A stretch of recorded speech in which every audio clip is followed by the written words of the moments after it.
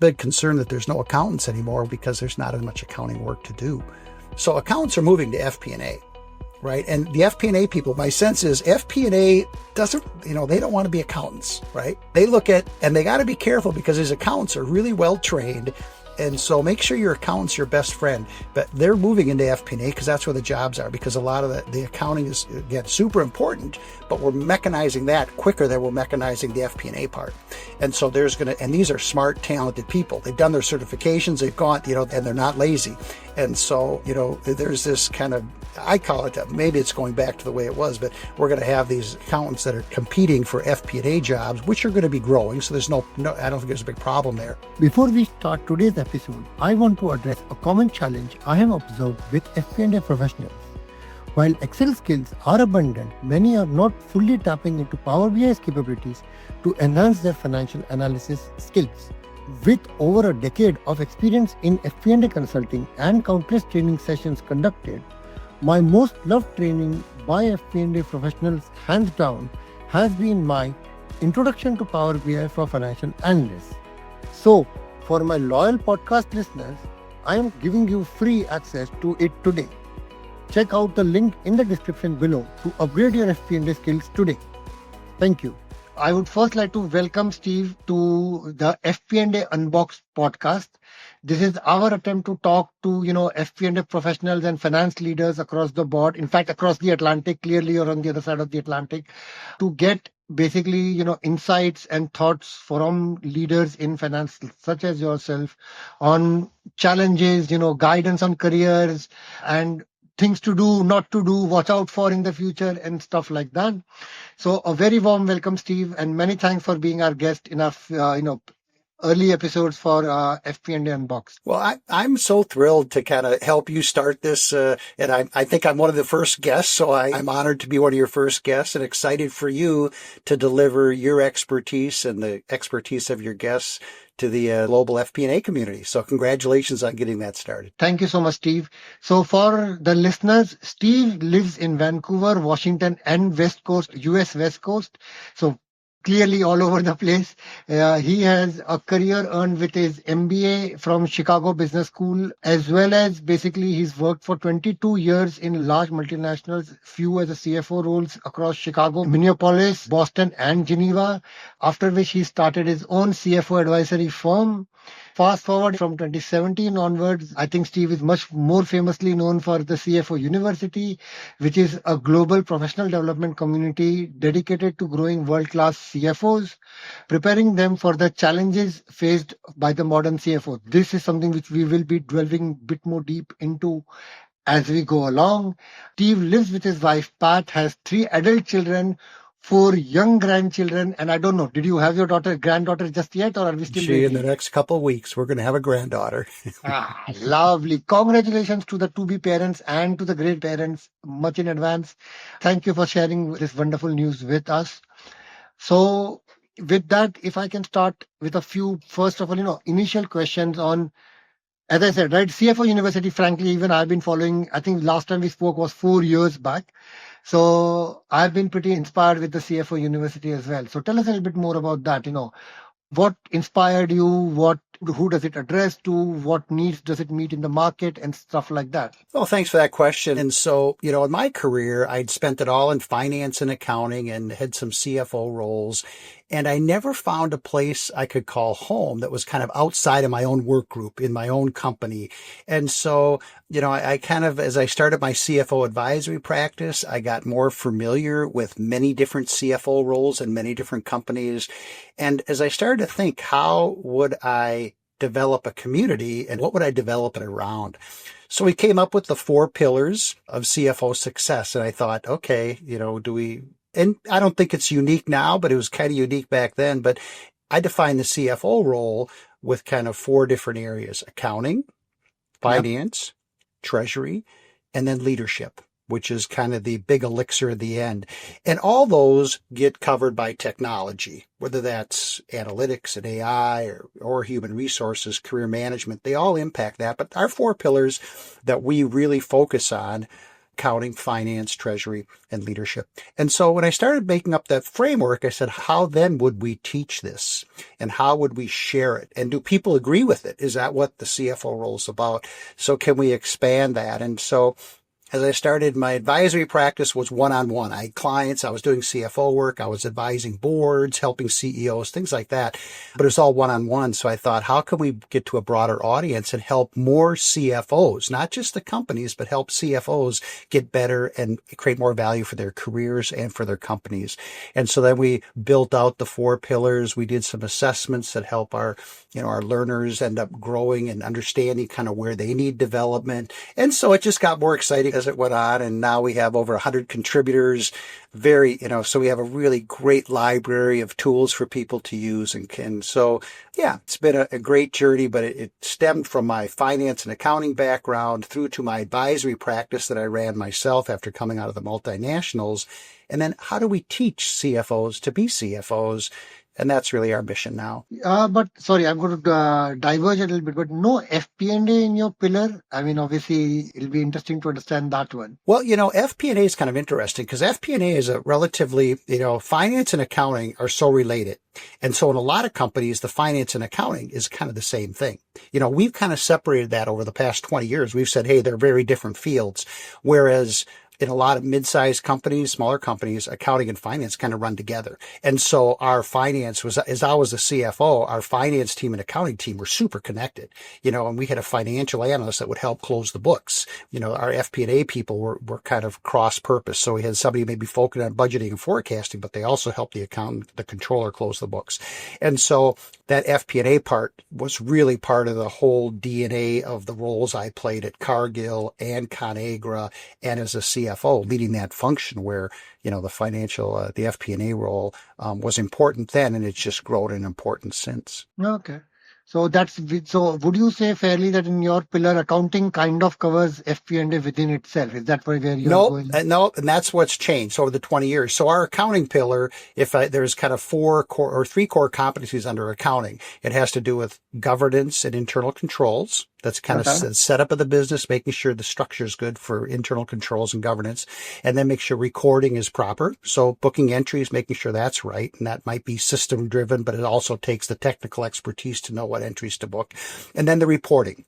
And the reporting is more, think of it as the financial reporting and maybe some light management reporting. And the FP&A role starts, that is what people look at, and they use it in a pejorative way, but I think that's wrong. The accounting is so important because if you can't get that right, your foundation's never going to be right. So then FP&A is that piece that goes from forecasting, budgeting, investment analysis. And that's exactly how we have our finance pillar is really our FP&A pillar. It's all the forward-looking part of the role. And we have, 3 core competencies there. And one of them is the forecasting piece. So keeping up with the budget, call it. There's the budgeting piece, the annual planning, the strategic planning side.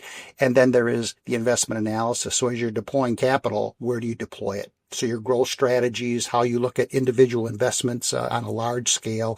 And so that's really the finance pillar, FP&A pillar. And then we have the treasury pillar. Now, the treasury pillar also has 3 core competencies that have to do with cash management. Number one, need to be able, every CFO ends up having to manage cash. Some CFOs end up raising money. So there's a funding component. So the second competency is funding, raising money. And the third is risk management, because once you start taking on third-party money, risk management in businesses skyrockets, right? So all of a sudden you have a lot more people interested in what you're doing. So we put the risk management function under treasury. And then the final pillar to go on is our leadership pillar. And leadership kind of starts with your own self-awareness, learning about yourself, understanding yourself, going into teamwork and team building. And then our third core competency under leadership is strategy and culture, building the strategic, getting a mindset for strategy, building a culture that works for your company, things like that. So we just went through the whole 4 pillars of CFO University. So thanks for asking the question. Sounds brilliant. I mean, I wish I was a CFO. I would love to do that one. Well, you're not. It's just a few years away. No, I'm not looking to. I'm really enjoying the advisory I'm doing at the minute, to be honest. The transformation work that I'm doing at the minute, I'm genuinely enjoying it because, like you hinted, right? This is what a CFO or a finance function is expected to deliver. But basically, data, process, and technology is how they deliver this. And that underlies your 4 pillars. Agreed, your 4 pillars are your front end. But to be able to do that front end, that back end of data, process, and then technology is critical. Otherwise, I can't do any of those roles. Even in your accounting roles of, recording your invoices or booking your payroll journal, there is data, there is a process around it, there can be technology automation around it. And with AI coming up more and more, right? So there is so much exciting stuff on this side that frankly, I'm enjoying doing this. I can't imagine going and becoming a CFO for one company. I'd rather help 20 companies, CFOs to do this. Much more fun that way. Good for you. Well, that's a value add for all the CFOs out there for sure. Definitely. So you've just gone to the 4 pillars, right? And they are really, really interesting. So from your perspective, can you share a story of a CFO where you've seen, so like my eyes lit up as soon as you talked about the value I can add. So is there a particular story which gives you that job satisfaction of, oh my God, we added so much value to this person's career or to this company's activity and things like that? Do you have a story you could share with us? Yeah, recently, so I do some consulting occasionally. Usually people bring me on as a CFO advisor or as a interim CFO. And there was a company in the Pacific Northwest here who they were having some trouble. They had some personnel issues, so they had lost their CFO about 6 or 8 months ago. A controller came on and kind of lasted 3 months, was very good, but just saw the big mountain in front of her. And so what happened is there was a young accounting manager. And this accounting manager was with the company less than 4 years, really sharp, but very inexperienced, right? And was on the very much closing the book side, the accounting side. And they promoted him to controller. And what had kind of lost in all this transition, they had lost a lot of controls. So reconciliations, their foundational pieces were kind of broken. They didn't have the leadership they needed. So when I came in, I worked with this individual who is really green, but really smart and really hungry, wanted to do well. So just the kind of the perfect student, if you would. And so the first thing we looked at is foundationally what was going wrong. Well, they weren't getting the books closed very quickly and they weren't reconciling accounts. So we had to do some very foundational things, but so important. And that's where, we may discount accounting and some people may say they weren't reconciling accounts, but you'd be amazed how many companies there is problems reconciling accounts. And it's kind of the first step in having a good financial reports. So we kind of fixed all that up, and that was really important. Then we spent time educating. So they had a cash issue. They were running out of cash. So that's one problem. The other problem is they didn't know why. So, there wasn't the transparency. I should give this background too. What they did is they had bought a big ERP system 4 years ago. So just after COVID, they'd invested in a big ERP system. They were on QuickBooks. It was 4 years later and they hadn't installed it yet. They had been doing stuff with it. They've been basically using 2 systems for 4 years. People were completely worn out and they wouldn't ever pull the plug at QuickBooks. And it's a well-known system that they use. So there was some real problems with that.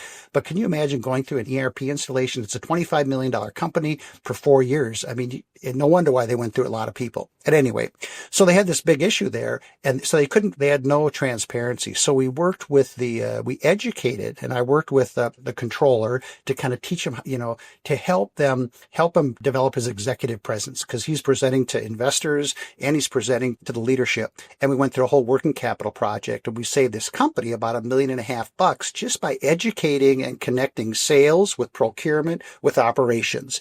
And there was so many big aha moments in the first couple months. And this controller just really kind of took the bull by the horns and wanted to learn and was so hungry. And they looked to have a very good year this year. They look like they're set up for a super year where they were in big trouble. And, this controller has gotten a lot of credit, as he should. Yeah, no, that it's so much satisfying, right? When you see that satisfaction of somebody moving from a point A to point B and you had a role to play in that one, it is so much more satisfying. No, that sounds but the easiest part about this, I would say, so if you're thinking about, and I agree with you, it's very satisfying, but you got to find somebody really hungry. So finding the right student sometimes is the way you got to find the right person that really wants to grab it. Honestly, I tell you how many times on LinkedIn people message me that, I want to get into FP&A and what should I do? I'm like, I genuinely have no answer to that because I didn't ask for FP&A in my career. I just said, how can I add value? And I figured my way out. I mean, I don't know. I mean, you have to have that self-driven motivation. So you can always get mentors like Steve to help you out. But until then, unless you are motivated yourself. Like in English, they say, right? You can take the horse to the water. You can't make him drink if he doesn't want to drink. So you have to find the horse who wants to bend down his neck and drink the damn water. Otherwise, it's Well, difficult. and if you think about your role, my role, we're trying to develop people. And so part of my selection process is trying to figure out, do they really want to do this? A lot of times a president or CEO will say, I really want my CFO to get this help. Okay, that's one step from where you really want to be. You want the CFO to be asking for the help. So I do a little bit of clear, as I'm listening to people and understanding, is this really somebody who I'm going to enjoy working with because they're really hungry or their boss told them to do it? So I have a little bit of a selection process on what I know is going to be successful, because if it's somebody pushed into it, it's unlikely they have the motivation. I'm always going to look at that person that the boss sent in to kind of parachute in and help them out. And that usually doesn't turn out. I will share a thing with you. I have to share this story now. When I was at GE Healthcare, I had a team of like 6 to 8 people, and I used to do recruit on a regular basis for interns and stuff like that. People started attending my interview process, okay? Because they're like, you do something different and we don't get what you do. I'm like, I don't care if the person has the skills, or honestly, they have half the skills I need. Skills, I can teach them. We look up some if, pivot table, all of the conditional formatting or whatever, making a board deck or things like, I can teach them. Okay. I look for attitude. If you don't have the attitude of learning, of open-mindedness, of being adventurous and going and trying new things, it's impossible to teach that person, I feel. Right? Then it's a lost battle. No matter how good a teacher you are, you're not going to break that wall, because this person has just put a wall between you and them. Yeah. So again, to all the people who are listening, looking to progress in your career, take the wall down, be open to learning, and then figure it out. I'm sure you'll find a mentor or a job somewhere where you can, learn a few things. Otherwise, sorry, what are you doing there? That's so true. And very closely linked to that, and it's something else I look at, and you'll probably hear it throughout this kind of same theme, but this insatiable curiosity to know. So that's related to learning, right? And so people who they don't accept the standard answer. They want to understand the whys behind it. And sometimes you got to be careful, because you can drive people crazy if you keep asking them questions so you have to have a tact about it. But you want to get to the root issue, and recognizing that is really, so this insatiable curiosity to learn, and that they want to grow. Those are really important, I think, criteria for people who want to, be really strong professionals and create a lot of value for themselves and their companies. So curiosity and basically willingness to learn are two skills you've already covered. What other skills and competencies do you think a successful CFO needs? Especially given today's environment, right, where business is changing every day. Trump is doing deals every morning. Every morning you open the newspaper, Trump has done something. So, in such a dynamically agile environment, what are the skills a CFO needs? Well, a lot of people take this for granted. I don't, but you want to be grounded in the financial statements. You have to be able to communicate to your executives and all of your stakeholders, the board. You have to be able to communicate in their language the financial statements. What's happening? Why is it happening? So a deep understanding of financial statement is really important. And sometimes that gets discounted, but it's super important. So that's one thing. And we just talked about this insatiable curiosity. So the financial statements, deep grounding in financial statements, an insatiable curiosity to learn new things. And that includes being able to recognize anomalies. So if you heard from the sales staff that, hey, we are making a big push on this product over in one meeting, and you walk over to the operations group and they say, we have a machine shutdown, we're not going to make these products next month. All of a sudden, you got to put that together. The sales team better be careful. They're not selling product we don't have. So that ability to recognize kind of what's happening in the business and detect those and then talk about them is really important. I think to be successful in this leadership role, you need to be comfortable giving up what you have built yourself. So all these individual wins you've had and that individual role you've played, you have to be able to say, yeah, that was really satisfying, but now I'm going to let somebody else do that. To be successful, you have to step out of that individual contributor role and be more strategic and let other people create success for themselves. So I think that's really important. That, some people might call that delegation. I would call it being, giving other people the chance to grow and things like that. I think you need to be a teacher. So you had said you did this teaching. People started coming to your lectures because, you were creating value for them. And I'll give you a really good example of this. So I was in a commodity trading business. So the first part of my career I spent at a company called Cargill, and they traded grains and things like that. And the way they thought about financial, especially the commercial people, so our merchants, we call them the traders, they didn't think of sales and purchases, right? They didn't think of cost of goods sold. They thought about positioning and price. So they looked at, I'm going to buy 1 million bushels of corn, and then I'm going to go cover it some other way. I didn't sell 5 million bushels of corn or $5 million worth of corn. I sold so many units and I hedged it. And so their language was completely different than what we've grown up as finance people, as accountants. And so I had to learn that language, but then we had a whole different way to estimate our P&L. And we made the traders the day after the close, every month end, the traders all to turn in an estimate. And they were notoriously bad at their P&L estimates. And so I went out and trained we had to develop a system to help them kind of algorithmically calculate their P&Ls. It was nothing like revenue, less cost of goods. That is not how we did it. And so it was a whole different world. Anyway, so that was huge. And that created within that group. So all of a sudden, the merchants are coming to me saying, how do I do this? My P&L was wrong. My boss is all over my back because I didn't do a good estimate. He doesn't think I know what I'm doing.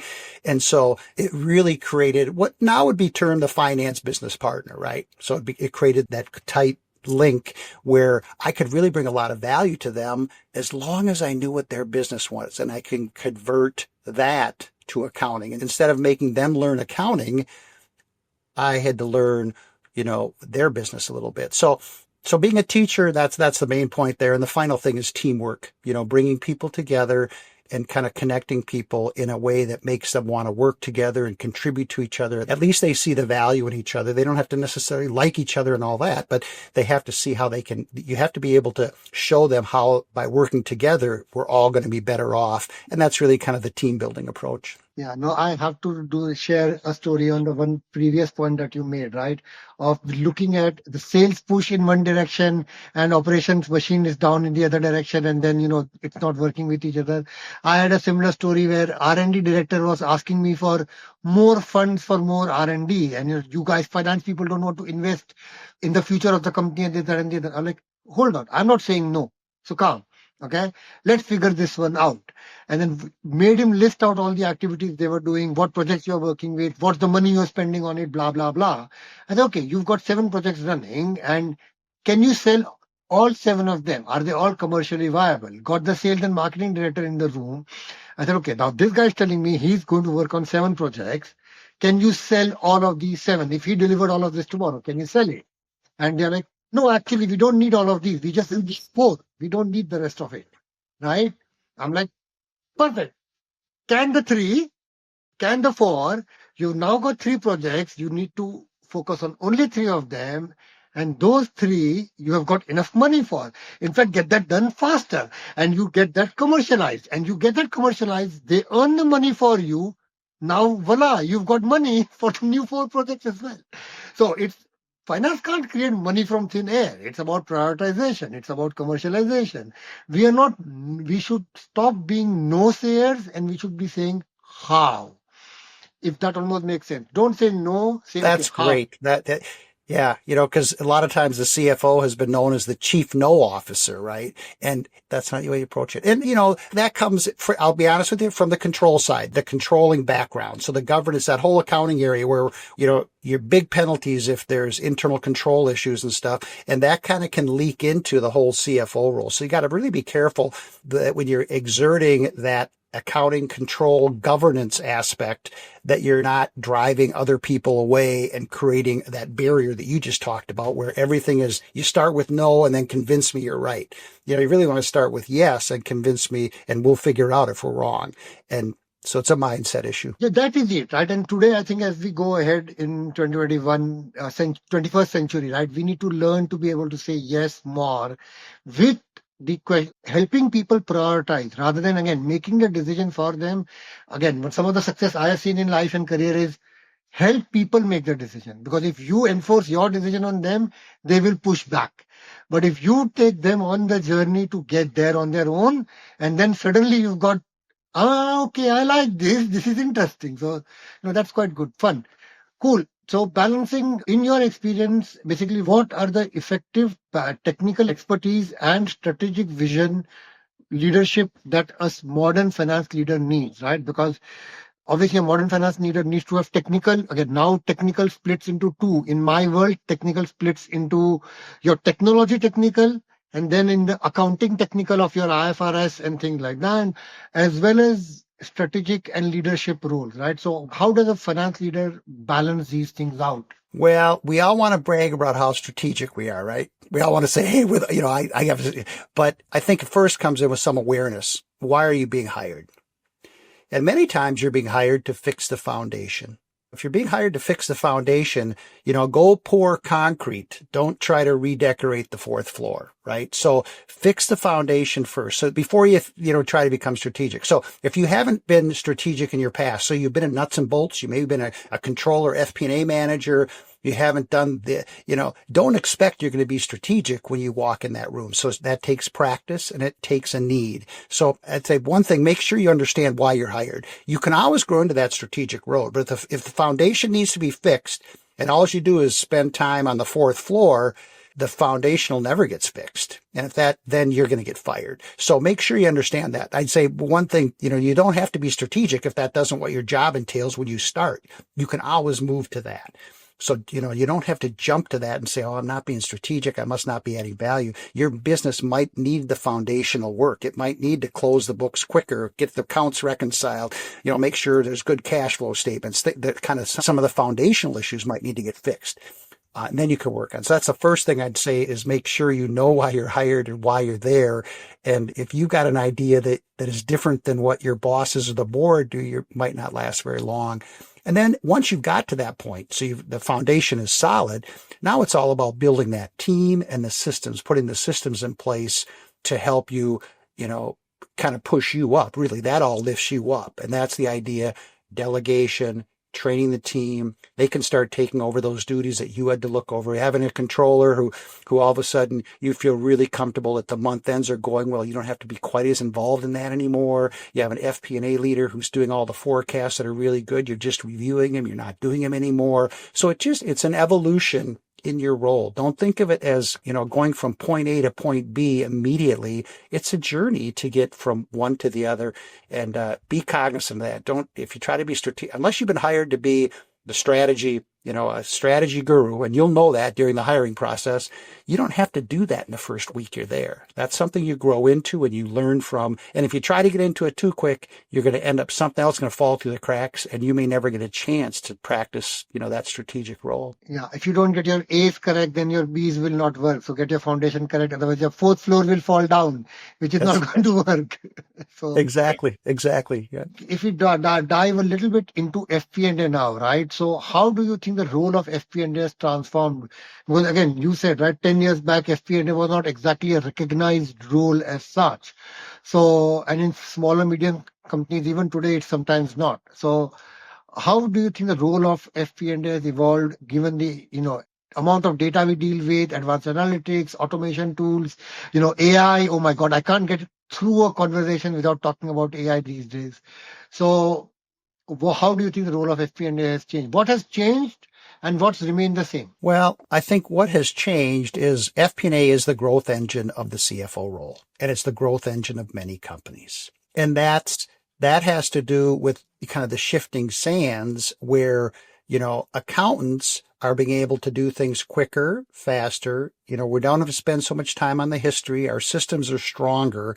So we're able, we don't have to spend so much time on the past. We're spending less time in the past, and FP&A is future oriented. And so I think that's the biggest thing is the FP&A role is really becoming the growth engine. When you add in the analytics, data and analytics, I wasn't going to mention AI. I was going to try not to mention AI through this whole meeting, but it's certainly there, and it's helping us a lot. So, you have the technology changes, and that's creating things that we didn't have before, being able to do the big analysis on data sets in pricing. So, and that all fits in the domain of the CFO, and where the CFOs are putting that is in FP&A. right? I mean, they're saying this, it's related to budgeting, forecasting, strategy, planning. That's what we're trying. These insights are being used to craft new ideas, change things, understand where, what needs to be changed. And so that's all the analytic, and that's where FP&A has really grown from my view and kind of created a separation between what we call accounting and what we call FP&A. And so what hasn't changed is, there's always been analysis in companies. There's always been budgeting in companies in my career. Those things have stayed the same, and there may be different words that we give them, but, whether we call it budgeting or just general planning, whatever it is, there's always been that forward-looking, what do we do next year? What do we do in 5 years? That hasn't changed. The data part of it, where we're getting, we're asking more of people. We're using more outside information rather than internal information. And there's a lot more data to kind of analyze. That's where it's getting much more of a specialty. How do we make sure we're looking at all the right things, and that the tools, how do we make sure we have the right tools to do that? Sure. That makes a lot of sense, right? So technology has evolved, but the fundamentals still remain the same, right? That's not changed. So what strategies can FP&A leaders employ to enhance their organization's agility and decision-making abilities, right? Because again, one of the complaints from finance is you guys take forever to come up with an answer. The business moves much faster than that. So how do you make sure that organization's agility and ability to make decisions is really quick and prompt in conjunction with the ever-changing environment? Yeah, I think one of the things is always focus on, am I creating value? And that isn't just for the business. You really want to create, value for your colleagues. And how that speeds things up is as colleagues recognize you as a go-to, and that may be your FP&A team or it may be your commercial team, doesn't really matter. But what happens is you get in the know. So your team, you're knowing what's going on. Otherwise, in some teams, if they don't see you creating value, if your colleagues don't see you creating value, you're kind of last on the list to get the phone call. Hey, now we need the money to buy this machine. We've done all the analysis. Now we're going to turn it over to FP&A. You want to be on the front end of that. So one of the best ways to really speed things up is make sure that when there's big decisions to be made, whether it's capital allocation, whether it's, hiring a new teammate or whatever whether some big investment for your particular company would be, making sure that people think of you first, not last. Because once they think about you last, then you're coming from then there's all kinds of reasons that, you're going to come up with to, why this isn't going to work. You come up with a lot more than if they start with you. So you got to make sure you're adding value and creating value. That's probably the number one area. Then I think there's a mindset issue. And this is more about better decision making than necessarily quicker decision making. But you want to make sure that you're making your decisions on data, not because of the loudest mouth in the room or the biggest title, right? And so from that perspective, and maybe that's agile because what happens is you're not making as many bad decisions, but thinking about, putting that mindset that we're going to make our decisions, our significant decisions are all going to be made up based on data. It's not going to be who's got the biggest voice, who yells the loudest, or who, and I went through that in my early days. It was a trading business. Traders are pretty big egos. They wanted to be right. And the one who yelled the loudest, a lot of times, that's the direction we went. And, I learned that pretty early in my career. That was really bad ways to make decisions. And I think Cargill did too. So that whole environment kind of changed. But I think you really want to make sure that, as much as we can, our job is to make sure we get the facts out, get the data out, and then draw the insights from that rather than use a bunch of intuition. And intuition is important. You always start with intuition and then you try to prove yourself wrong. I'm not saying that's bad, but I'm saying, if you can support it with facts and data, much better decision making. I'm also active listening. So I think it's really important that we're active listeners. And that means, we have 2 ears, as Andrew Codd reminds me occasionally, we have 2 ears and 1 mouth for a reason, right? And so active listening becomes important. And I think that's, sponge things up and listen, and you'll pick up a lot more that way. And then I think, and that the agility there is you're coming up with some ideas to help move issues forward rather than, again, waiting to receive them from somebody. So you're recognizing that, hey, I should talk to sales about this, or I should talk to procurement about this, or operations needs my help here. And by really listening intently. And then I think the part that really is agile is putting a reset button as we're doing projects, or it might even be an old process we have in place. But at some point, there has to be an understanding that if it's not going to work, make sure you know when that is. So you don't keep pushing things ahead that are kind of dead in the water. So and that a lot of times, if it's a pet project, if it's something you invested a lot of time in, you get the sunk cost issue. So if you don't think about it up front, when are we going to pull the plug? Or when do we know this isn't going to work? Or when is the ROI not there? If you don't think about that ahead of time, you can just drag things on and on and on. So that would be the other thing. Yeah, no, I think I've seen quite a fair few of projects which are basically pet projects from people, and they realize that this is not going to work anymore, but they don't want to stand up and say this is not working, we need to stop, because there's too much of ego involved in that one by the time it becomes challenging. I get that. It is challenging. Yeah, you get really invested in it. You got the sunk cost, problem, and sometimes it becomes personal. It was a project. Cool. And so sometimes you have to look in the mirror and say, hey, but if you have those conversations up front, you're much more likely to then actually take the right action when the time is right. One of the challenges I think I've heard, to be fair, a lot from people when I speak to on LinkedIn as well, they are saying we struggle with hiring the right, again, the key word I have to use this, right talent.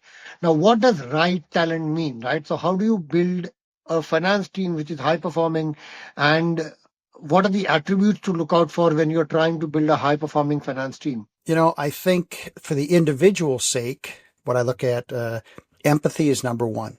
People who, and I think it's not a term that we use very often in finance, but empathy to me means understanding why that salesperson behaved that way, understanding why procurement behaved a different way, and why, understanding, people don't act irrationally on purpose normally in a business setting. And so, rather than jumping to some conclusion like that was stupid, right? It's just, why did they react that way, and really understanding. And that to me takes empathy. So that isn't coming down someone's throat. It's actually really getting a deep feeling to understand, why they took that decision and understanding that. And then you can address the issues. If otherwise you can never address the issue. You can just tell them they shouldn't do that anymore, and you haven't really addressed the issue. We talked earlier about this insatiable curiosity, which I look for, which I think is, that's just so key that people really, that's one of the things that I need. I talked about good listening skills, but we also need the ability to communicate. So, you think about, you're communicating to a lot of different parties. The finance business partner, the FP&A people are they're communicating with a lot of the companies. So they have to be able to talk a lot of different languages. They have to be well understood. They have to learn not to talk accounting or finance language. They have to talk in the business language. So there's a communication piece. And then I want somebody who's really, a group that is growth and improvement oriented. So that could be a business, but it's also, how do we get better? That's really focused on how can we make that next step, call it continuous improvement or whatever you want. But, the best team in the world didn't start out as the best team in the world. They got there. And so you have to people who want to get there and have the motivation, the personal motivation to be the best. How do you encourage people to be a continuous learning, right? Because it's sometimes challenging to get people to learn and adapt, because they are those people who are, we have always done it that way people. So how do you get we have always done it that way people to actually learn and adapt to get into a new environment? How can a finance leader help their team to become learning people? Yeah, that's kind of tough. How I look at the first step. If you got somebody who has done their job for 25 years, they've done a good job and life is changing, but they've got all this experience, but they're not going to they like what they're doing. They're not going to change. How do you fit them in? So, there is a place that says there's a place for somebody like that in a lot of companies. So you have to figure, is there a place for them? And, I want to offer them things, but you can't, a lot of people, you can't, they've done it a long time. They're comfortable with it. They get scared at the change. So, you can work them through some of that, but they just are different. You got to be careful you're not pushing water uphill, but give it a chance to find out how they can fit in. That's the one thing I've always been pretty concerned about that. If somebody doesn't, you can see they're not going to be leading this charge. They're not that hungry, but they're really good. How do you fit them in and make sure the rest of the team understands how they fit in so they're not getting disgruntled that, hey, they're not pulling their weight. So that's part of the leadership side. So it isn't so much, you're going to do what I'm going to send you this course and you're going to have to go do this. That's not going to work. It's going to be, you do this really well. Here's how we're going to leverage it. Let the team know that, and we're going to let you do that. Now, if this system goes away in 2 years, by you not doing these things, it's going to be hard to find a role for you. I mean, it's kind of that foresight that says, here's where we're going. Here's where you can be. Or if something changes and you don't, you're not prepared to come along. So there's all that preparation leadership that is, thinking ahead about people. So I think you're going to run into those people that you mentioned. And my way of managing it is to just be, not try to push water uphill, but help them understand what the consequences could be and give them the best role they can fit in now, but so they understand what the consequences are. Well, I have this thing, right, of asking 3 standard questions for all my guests. So I'm going to now go to my 3 standard questions because I would like to spend at least a couple of minutes on each one of them, and I'd like to get your thoughts around them. Okay. So question 1, where do you think FP&A is going to be in next 3 to 5 years? And you're not allowed to say AI. So in next 3 to 5 years, where do you think the future of FP&A is? Can't mention AI, which I didn't plan to mention that anyway. I think AI, what FP&A is going to turn into, it's going to be less about budgeting and forecasting, and not less about it. I shouldn't say it that way. There'll be more parts of that done automatically for us. So there'll be a review. There'll be kind of the management. They won't be putting together, right? So so I think we'll get as good of products as we have today and forecasting and budgeting with less effort. So what does that mean? Well, that puts us more into a strategic role, whether it's project leadership, where do we deploy capital? Where are we going to, how do we advance our growth engine in a different country or a different continent? Deeper into, what I would call the old SaaS model, but how do we capture data better to understand our customers better so we can make sure we're offering services to them that they need and not charging them for stuff they don't need. That whole, product proliferation with a customer insight thing. So I think it's going to go much more to project work and less to these standard kind of forecasting and budgeting. Not that we won't do those, it just won't take as much time. So I think there's going to be a more strategic focus, and I think it'll be more project, and they'll probably get chances to come up with their own ideas. I mean, I think they'll have so much insight into the business. They may be bringing in new product ideas, new, things that have kind of customarily been sales and marketing or business development side. And I'm not saying they're going to develop them, but I think there'll be more ideas coming out of that group because they have such insight into so many parts of the business. And that's going to grow because they're going to focus more and more on that as their duties in the standard forecasting and budgeting and kind of that get reduced. I would cast one warning. So before I let you ask the next question, the accountants are moving, they are grounded in financial statements, which I look at as really good. So accountants are moving to FP&A. Right. And the FP&A people, my sense is FP&A doesn't, they don't want to be accountants, right? They look at, and they got to be careful because these accountants are really well trained. And so make sure your accountant's your best friend, but they're moving into FP&A because that's where the jobs are, because a lot of the accounting is, again, super important, but we're mechanizing that quicker than we're mechanizing the FP&A part. And so and these are smart, talented people. They've done their certifications, they've gone, and they're not lazy. And so, there's this kind of, I call it, maybe it's going back to the way it was, but we're going to have these accountants that are competing for FP&A jobs, which are going to be growing. So there's no, I don't think there's a big problem there, but there's big concern that there's no accountants anymore. Well, part of that's because there's not as much accounting work to do.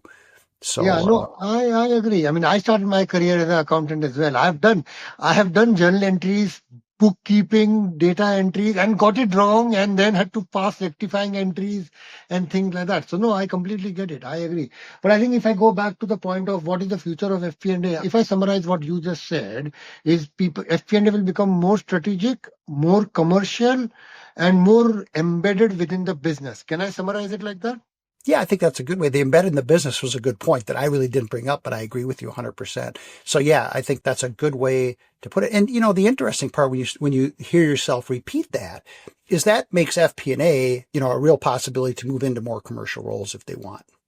You don't have to have just a CFO route anymore. Now you can get into a different role, whether it's operations or procurement or sales. So it's going to prepare people. And that may be kind of a hub for other areas, not just the financial role, because there'll be so much exposure to other parts of the business. And sure, perfect. So next one. So what is the one thing you obviously look at a lot of businesses you work with as a consulting or training the CFOs, things like that. So your exposure to businesses is much wider than one, right? So in your view, what you are seeing today in the market, what is the one thing that FP&A functions need help with today to become more strategic? Because we are transitioning towards becoming more strategic, but we clearly are not there yet. We just made a point. It'll be 3 or 5 years by the time we get there.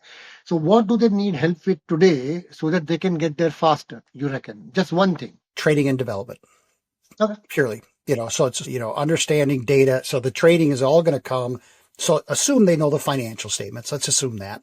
And then it's going to come in how to use tools, how to use kind of systems, data analytics.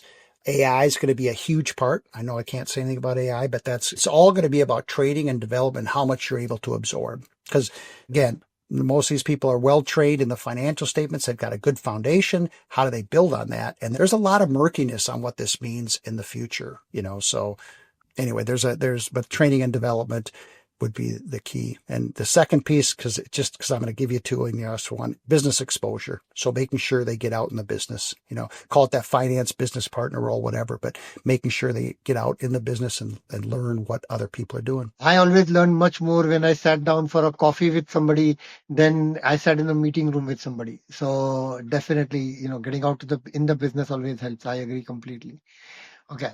For somebody to looking to move into FP&A or somebody who's just started in FP&A, right? What are the skills or certifications you think they should be looking to acquire so that they can do a better job within their FP&A function? Because exactly you said, right? I mean, accounting is getting more mechanized, therefore more people are moving into FP&A. So say an accountant is looking to move into FP&A or somebody newly joined FP&A, what is the advice for them? So I'll start off giving a pitch for CFO University and some of our contributors, right? So you're going to become a contributor, I hope soon after we do this. But we have Paul Barnhurst, Ali Abdullah, Victor Ojale from Cargill, Ken Fick, and Olga Rudakova. So those are all free. There's no certification there. So I'll just pitch that as a starting point to kind of look at those contributors. But I think AFP, the Association of Finance Professionals, this is certainly on the U.S. side, North America. But I also think they have a big Middle East. I know they had a big Middle East presence. I don't know how much they have a Western Europe, but so the FPAC, they call it, from the Association of Finance Professionals, and they're a really good organization. So I would encourage people to kind of get familiar with them. There's some other ones that I don't know as well. So that would be the best one. But there's also a list. Paul Barnhart put out a list the other day, and I'll name them, but I can't really endorse them. But people can kind of research them. But there's the FP&A certificate from Wharton, which is a Wharton School of Business.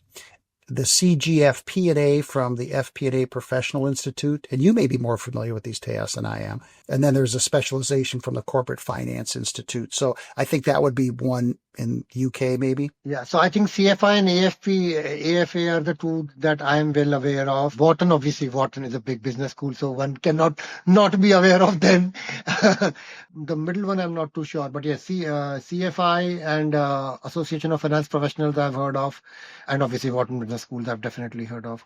But so that's the certification side of things. But what about basically skills, right?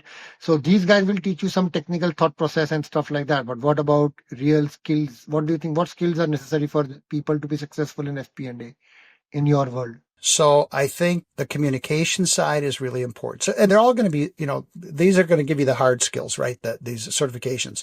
So the soft skills end up being communication. Remember the listening and the speaking, being able to communicate your thoughts and being able to listen really well. I think there's a leadership component. I think you're going to be, they're going to be important positions. FP&A is, I'll say it's going to be more critical. And with that becomes more leadership. If you can't lead people, and at least, and not necessarily I'm the manager of you, but in the way that I need you to do this for me. right? I need you to work with me to get this done. So it's more that type of leadership, not necessarily you become a big director or manager, but you're going to have to be able to lead people to do what you need to have done to be able to be effective. So that type of leadership is important. Sorry to interrupt you, but instead of leadership, can we use the word inspire? So you need to be able to inspire people to do stuff, work with you, even though you may or may not be the direct manager. That's a great word. That's a great word for it. Influence would be another word in there, but you have to be able to influence people, right? Exactly. Those are probably better words, but yeah, exactly. And then teamwork. So being able to work with teams, that's kind of the flavor of the day, I think, in FP&A is being able to reach out past the numbers. You're not in the back room somewhere anymore. You are, your frontline understanding what's going on in all aspects of the business so you can bring that back for everyone to help understand and unpack. And so I think that teamwork is super important too. One last thing, and I was thinking about this, if you go home, when you go home every day, think, and this is a tough question. So and it didn't really come from Elon Musk, but maybe that was in my mind. But how did I create value today? What did I do? And for two purposes. One is in the business, but then also for your career. What did I do today that made myself better? And what did I do today to help the business? And as long as people kind of, and maybe it's not every day, maybe it's every week or it's every month, but where you're reflecting on, am I doing what it takes to get better at myself? Or is that just going to happen kind of by chance? You don't want it to happen by chance.